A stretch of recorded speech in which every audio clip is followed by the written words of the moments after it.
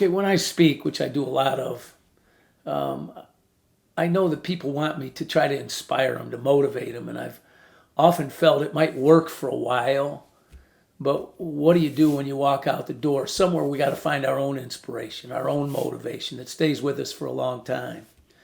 And one of the stories I like to finish up my talks with is about a kid whose name was Danny Bernard. Growing up, used to love watching him play basketball because he wasn't very tall, but he could really leap. He could really jump, and I loved to watch him because he gave the kids in our neighborhoods, an idea that they could play like he did, even though he might not be very tall. Anyway, Danny got in a car accident when he was in high school, and he became paralyzed from the neck down. And what I like to speak about is, okay, to young people or to businesses or whatever, you get hit with that kind of tragedy, how are you going to continue to live your life? Are you going to stay positive? Are you going to get negative? What are you going to do with your life? Well, Danny, paralyzed from the neck down, became a painter. And you think to yourself, what do you mean became a painter? He couldn't move his arms. How's he become a painter? Well, you probably know the deal. In therapy, the nurse will dip the brush, the paintbrush in paint, put the brush in the patient's mouth, in this case, Danny Bernard's, and they paint. And Danny would paint by numbers. He became an artist.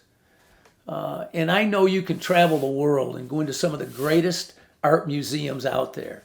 And I'm not sure you'll find a more inspirational painting than someone who held the brush in their mouth, moved it with their teeth, their tongue, their lips, and was able to paint. I'm telling this story to my class one day, fourth grade. Kid in the back of the room raises his hand and says, Mr. Legando, that who you're talking about, that's my uncle. That's my Uncle Danny. And I said, can you get me some pictures? He said, yes, I can. So he brought pictures to me, and I want to show you the picture that he did with just a nurse putting the brush into the paint, wiggling it with it, like I said, his lips, his tongue, his teeth. And you can go anywhere you want. You're not going to see a more inspirational painting by anybody you can imagine, any of the greats. So here's the picture that he painted. And if you look at it, he didn't paint sad faces. He didn't paint with dull colors, depressing colors. He had a little more class than that. Danny Bernard, all right, painted. And this is where I get inspiration from. So that's what I was talking about to get started. You got to find your own inspiration. This is one that has inspired me. So I wish you the best of luck. Go out and find your own.